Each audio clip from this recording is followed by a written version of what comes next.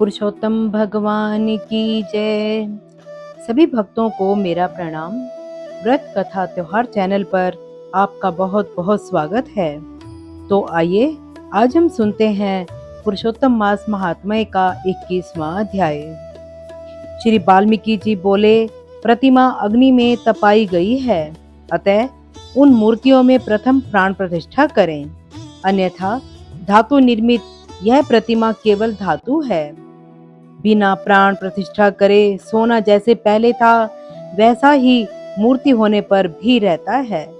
वेदों के मंत्रों को जानने वाला ब्राह्मण निरंतर हृदय पर अंगूठा रखकर वेद मंत्रों से प्रतिमा में प्राण प्रतिष्ठा करें। इस मूर्ति के लिए प्राण रहें या इस मूर्ति के लिए प्राण जाएं, यह भावना मन में निरंतर रखें।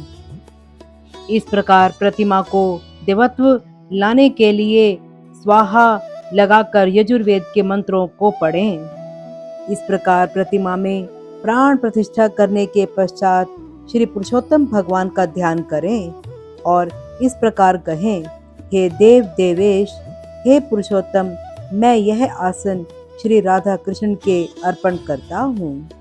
गंगादिक सब तीर्थों से प्रार्थना करके मेरे द्वारा लाया हुआ यह जल सुख से स्पर्श करने योग्य है।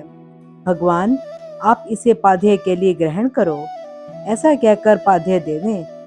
श्री गंगा जी का जल सुंदर कलश में रखें और कहें, इस गंगा जल का आचमन करिए।